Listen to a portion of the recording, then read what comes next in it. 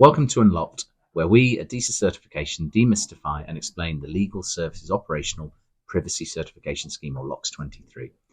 We hope to make it more accessible to you and highlight the importance of getting involved through certification for your business. Hello, I'm Steve Mellings. I'm the CEO of ADISA. We're a UK certification body, and we're here today to talk about LOCS 23, which is a new standard for the legal services sector. And I'm joined by Orlagh Kelly from Briefed. Hello, Steve. How are you doing? Thanks for having me. I may sound familiar with Orlagh because we've been working with Briefed for the past 6 months on our pilot for LOCS 23. So clearly we've had a lot of interaction. So Orlagh, LOCS 23, just for those of you who may not have heard of it, what is this standard? LOCS 23 is an approved certification standard approved by the Information Commissioner's Office, predominantly for legal service providers. So that would be law firms, barristers' chambers, and other providers of legal services to the market. And it also allows any business that supplies into the legal services market, for example, managed IT services, document dictation, medical experts, etc., to achieve what is a defining GDPR certification that is recognised by the ICO. So what does the certification process look like? What did you go through? Because you're unique, because you actually had 2 audits. Our very first one, and then of course, because it's pilot, we actually tweaked that. And what we did is we did a second audit at the end, which reflected the final audit process. So you're actually very unique as a business. Well, who doesn't love multiple audits, Steve? It's just a joy. Absolutely. No, it has been a great experience. To give a little bit of background to your audience, I'm a barrister and I've founded a business called Briefed, and we're a team of barristers that help predominantly legal sector businesses with compliance and certification. We've specialised in GDPR since 2 years in advance of GDPR being properly enacted. So since about 2016, and we've dealt with hundreds and hundreds of legal sector businesses and all of their questions around how can we be GDPR compliant? How can we make sure that we're meeting our legal regulations, obligations, predominantly as lawyers. So all very concerned about meeting those requirements and keeping their client data safe. That has been a great experience. However, the one thing that has existed is that there has been a lot of opportunity to interpret the legislation, which means that there hasn't been a clearly defined way to be GDPR compliant for a law firm or a set of barristers' chambers. There's been legislation that can be interpreted, which leads to grey areas. And that to me leads to confusion. It leads to perhaps wrong decision making that wouldn't stand up to scrutiny under the Information Commissioner's Office. And on occasion, when people try too hard, it means extra cost and extra work. So the first thing I think is that this is a real bonus for the law firms, barristers' chambers, etc., because now they know what GDPR compliant is.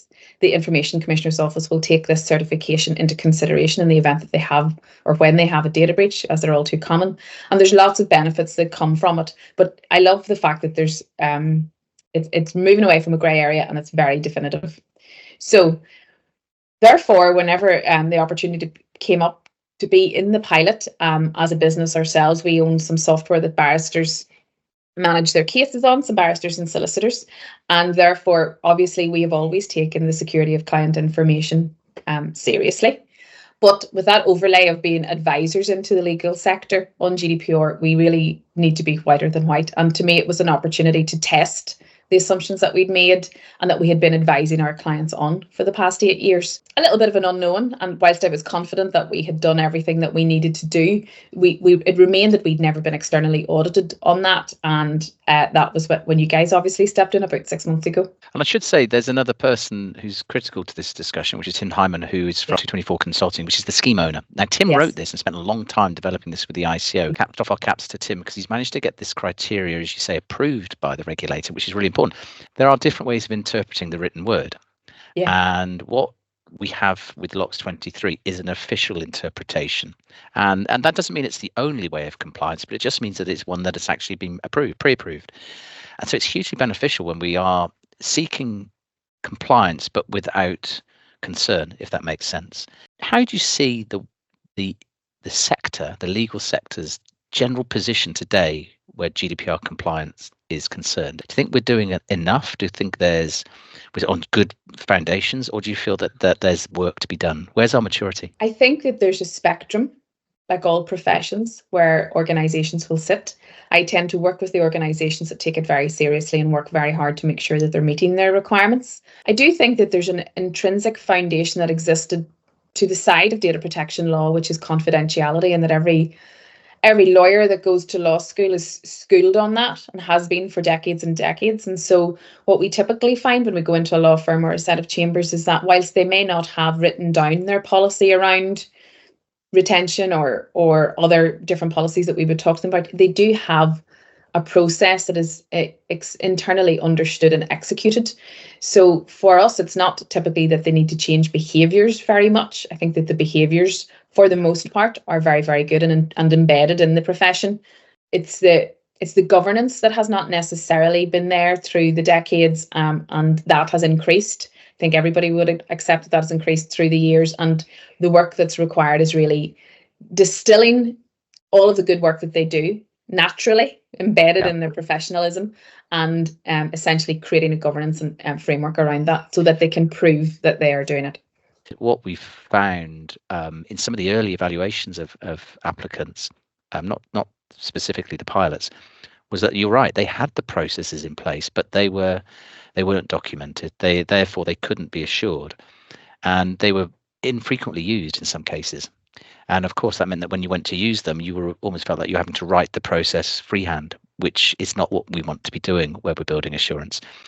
There's a fear of certification, or there's a misunderstanding that I don't need to evidence it. Now, we ask for evidence. We ask for the written word, how it's been implemented, and evidence of the process being followed in real time. And that's what's caused some surprise, but ultimately is hugely beneficial, because you should have a process that when you need to use it in anger, it works. Because when you're in a situation, a data breach, for example, or a subject access request, you've got the time, the clock ticking. You don't want to have to be circumnavigating an unstructured process. And that's where this certification can really help, is to build mature processes that, touch wood, you infrequently have to use. But when you do, they work. Do you feel that there's value in the certification for those within the legal services sector? Yes, I actually think that the legal sector have been the winners in this, to be the first profession to have a certification available to them. It creates a lot of defined processes that they have to have and they meet, removes the grey area around interpreting the law. It allows them to reduce, for example, due diligence requirements where they share data between, for example, through law firms, through chambers. It allows to identify vendors such as managed IT providers who are meeting a certain standard. Ultimately, if someone goes through the process of getting ready to get certified and then is externally and independently audited by yourselves and awarded a certification, having done that process and understanding how robust that is, you can rely very heavily on the fact that that business is GDPR compliant and your data is as safe as it can be. And so that's great for the legal sector. That, to me, that's a leg up over every other sector. And it's interesting, again, to talk about compliance as a somewhat dirty word at times. We saw a lot of, I'm going to describe it as ambulance chasing post 2018, when it was enshrined into then part of the EU, but into national law, with people offering services and solutions that were GDPR compliant, but they didn't really understand what compliance looked like. Do you still feel that the broader GDPR compliance market space, if you like, is it still immature? Is it still tied too closely to marketeers rather than real assurance being built? Does it have value to talk about GDPR compliance? Have we just lost it because of the volume of claims that are being made? I think it's now embedded in a business as usual for most organisations that they have to have compliance inherently there. I appreciate the marketing world were somewhat rocked in and around 2018 when they looked like they were losing all of their marketing lists, and I personally became very vexed at all of the please consent and please sign up and or even worse, marketing teams just deleting lists from emails, because that was not what the law required, and that was to me that was a direct effect of I guess the cowboys that, to some extent, I guess I would describe them, started to put themselves out or proffer themselves as experts in GDPR at the time, who now are experts in something else, it would appear, but because they don't appear in this space anymore. So there has been a lot of misinformation. I think there was an unnecessary amount of publicity around the legislation coming in, but really it was just an update to legislation that had already existed. A lot of those rights were there. That said, I do think that there was a large section of of most business communities that didn't bother meeting their requirements under the 1998 legislation, and this really brought it to the fore because it had bigger penalties and more publicity. The ICO have more sanctioning power. But I think GDPR is intrinsically embedded to some extent in most businesses these days. One of the benefits we think, and clearly I've got an ulterior motive, we're certification bodies who want people to spend money on getting audited. Put that to one side for a moment and take what I'm about to say with that obvious bias in place. But what LOCS 23 can really do is embed processes that business as usual are verified as compliance, which I know goes back to the way that we started today. And that just builds reassurance that GDPR compliance doesn't have to be a business inhibitor. It's actually can be an enabler. As long as the processes are efficient, repetitive, and consistent in terms of their outcome, we can move from a unknowing compliant position or a confident but not assured into an assured consistent position. And I think what Tim has done very cleverly is just provide a roadmap. And where we need to go collectively is to progress and move where we are today, which is confident but not assured, potentially, or self-certified, to a position of transparency and fully certified. And that movement for me doesn't have to be a Herculean task. It's just about a structured process. You can use third parties to help you and enable you from resource and expertise perspective. You can do it internally. You can use tools. You don't need to use tools. The journey can be whatever you make it to be, but the outcome should be we are happy to stand up, in a room like we're doing today, a virtual room, and saying we are compliant with law because the certification has verified that to be the case. And that can only be beneficial for building confidence and assurance throughout the legal services community. Yeah. So if people want to know a little bit more about you, the opportunity for a sales pitch, where would they go? Give them some contact details so they can go and speak to you directly. Oh, I guess if you wanted to get in touch with me, it's very easy to get in touch on LinkedIn. Orlagh Kelly, barrister. That probably will show up relatively easily, or go to our website, getbriefed.com. You can get in touch with me there. I'd be happy to talk to anyone who is interested in what the process looks like. It has certainly become apparent to me through the 6 months that it might be of benefit to be an expert or a lawyer, even specialising in data privacy, but that won't necessarily help you get the certification. It might also help to be an expert in the standard and all of the nuances that the standard itself presents. But that, again, won't necessarily help you at the certification phase. What has become crystal clear to me, having gone through our own 2 audits and having helped 30 Park Place with their audit as well, is that what you need to understand is what do the auditors want?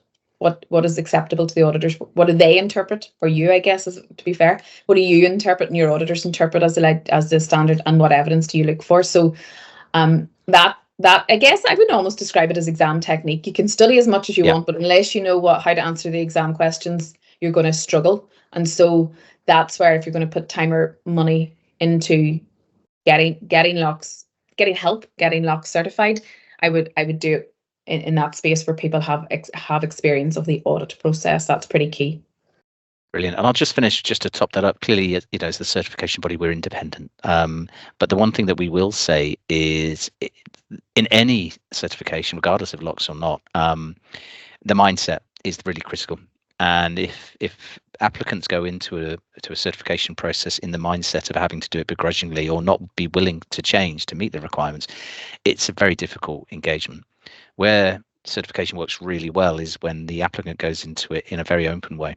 And phrases that we heard that on a recording that we did this week was, we were delighted to have had findings so that we could improve. And that's a really healthy attitude. Nobody's perfect. Nobody knows everything. This is an interpretation of the law, albeit approved by the ICO, and our audit process is an interpretation of those requirements. So again, we're deviating a couple of places here. I honestly think that the right way for any certification is to want to pass and want to improve. And that means that the audit process itself can be viewed as a benefit to the business, as opposed to a begrudging, horrible process to go through. Not that it ever was for yourself, Orlagh. No, not at all. It wasn't. I'm going to wind it up and say thank you so much, Orlagh. We're going to be doing some other stuff later on. This is May 2024 when you're watching this. We're going to be doing some other stuff with Orlagh over the coming weeks. So please watch out for that. Orlagh, thank you so much for being part of the pilot. We really, 6+ months ago we started it. So thank you very much for your patience with that. And really, I'm pleased and delighted for you that you've become one of the 2 first certifications that we've awarded. Yeah, and we're the first supplier to the legal market to get certified, so we're very proud of that. Brilliant. Thanks, all. Enjoy the rest of your day. Thanks a million, Steve.